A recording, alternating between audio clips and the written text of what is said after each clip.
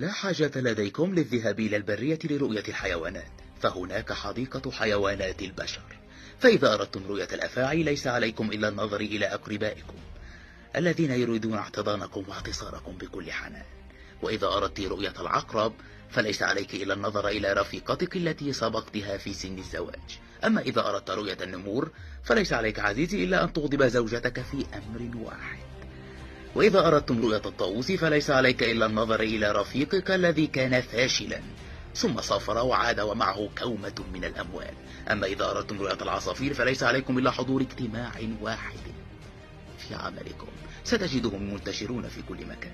أما إذا أردتم رؤية الضباع فليس عليكم إلا النظر إلى كل من حولكم ويريدون انتهاز الفرصة لأخذ كل ما لديكم.